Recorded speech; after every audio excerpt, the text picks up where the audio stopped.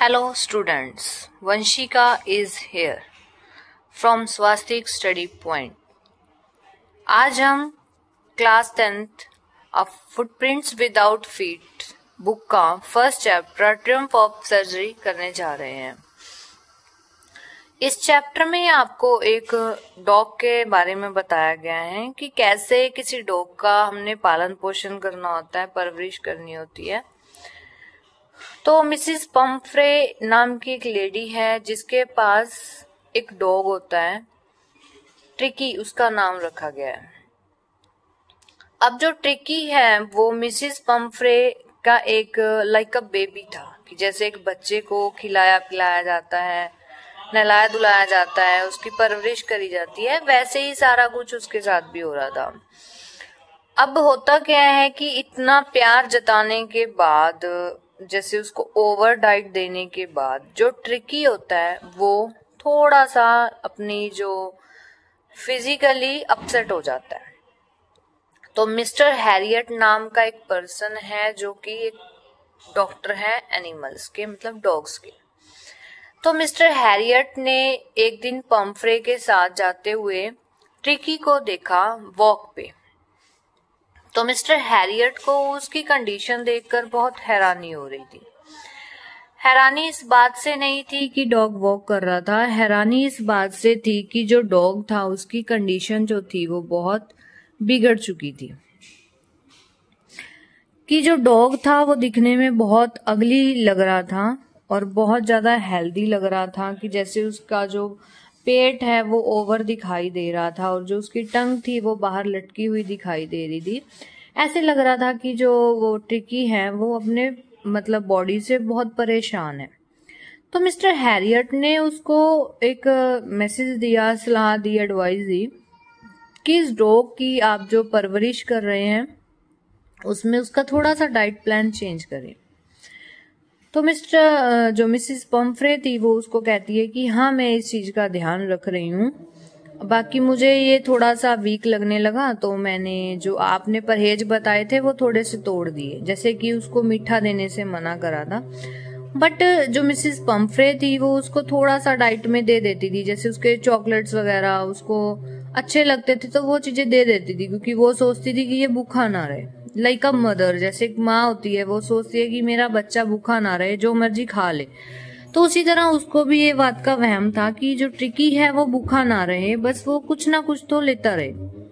उसके शेक वगैरह फेवरेट थे, वो उसको देती, डाइट वगैरह देती जो उसको नुकसान कर रहे थे। तो मिस्टर हैरियट ने उसको ये चीज करने के लिए रोका और उसको कहा कि आप डेली इसकी ना एक्सरसाइज करवाओ।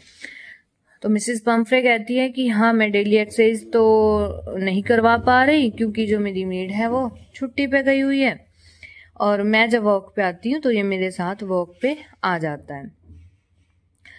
तो जो ट्रिकी होता है उसकी कंडीशन देख के ऐसे लग नहीं रहा था कि जो वो आगे बढ़ पाएगा अपनी लाइफ के साथ ज्यादा टाइम। तो कुछ दिन बाद ऐसे फील होता है कि जो ट्रिकी था वो बिल्कुल ही खाना पीना छोड़ देता है और फ्लोर पे अपने मैट से हिलना पसंद नहीं कर रहा। तो मिसिस पम्फ्रे जो थी वो बहुत ज्यादा अपसेट हो गई थी उसको कंडीशन को लेके, इसलिए उसने मिस्टर हैरियट को कॉल करी। तो मिस्टर हैरियट ने समझ लिया था कि उसको क्या प्रॉब्लम है। तो मिस्टर हैरियट जो थे वो अपनी गाड़ी लेकर पूरी तैयारी से ट्रिकी को लेने आ जाते हैं। उनके साथ नर्स वगैरह भी होती हैं। तो ट्रिकी जैसे मतलब दिख रहा है आपको कि अपनी जैकेट वगैरह वियर करके ठंड के दिनों में पूरा रेडी था। उस मिस्टर हैरियट ने उसको उठाया और अपनी कार में बिठाया। तो ये मिसिस पम्फ्रे के लिए बहुत मुश्किल डिफिकल्ट टाइम था कि वो ट्रिकी को अपनी आंखों से कैसे दूर करेगी। बट ये जो टाइम था वो ट्रिकी को सेव करने का टाइम था, तो इसीलिए उसने ट्रिकी को लिया और अपने क्लिनिक में ले गया। तो ट्रिकी को उसने जाकर अपने क्लिनिक में फर्स्ट 24 आवर्स तो कुछ भी नहीं दिया खाने के लिए ना पीने के लिए। तो ट्रिकी की जो कंडीशन थी वो ऐसे लग रही थी कि वो ज्यादा टाइम तक नहीं रह पाएगा। अब ट्रिकी जो था वो 24 घंटे के बाद कुछ बेटर फील करने लग गया। अगले 24 घंटे में उसको सिर्फ पानी ही दिया गया। उसके बाद उसकी बॉडी में जो थी थोड़ी एक्टिवनेस आई, क्योंकि एक्सरसाइज वगैरह करवा के उसको थोड़ा सा ट्रीटमेंट दिया गया था। तो थर्ड डे जब डॉग्स होते हैं, वो अदर डॉग्स जो होते हैं वो खेलने जाते हैं, तो ट्रिकी को भी उनको देख के मन करता है कि मैं भी उनके साथ प्ले करूं। तो ट्रिकी को भी परमिशन दी जाती है कि जाके वो प्ले करे। मिसेस पंफ्रे दूसरी साइड बहुत ज्यादा मतलब परेशान होती है कि मेरा ट्रिकी जो है वो मेरे पास नहीं है, पता नहीं वो कैसा होगा कैसा नहीं होगा।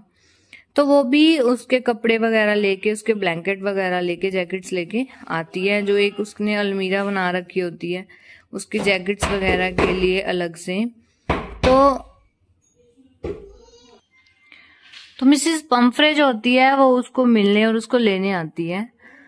तो जो ट्रिकी होता है अब उसको खेलता हुआ अच्छा दिखता है, तो मिसेस पंफ्रे उसको देख के बहुत खुश होती है।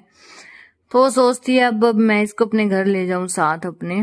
तो वो मिस्टर हैरियट से परमिशन मांगती है कि क्या मैं इसको अपने साथ ले जा सकती हूँ।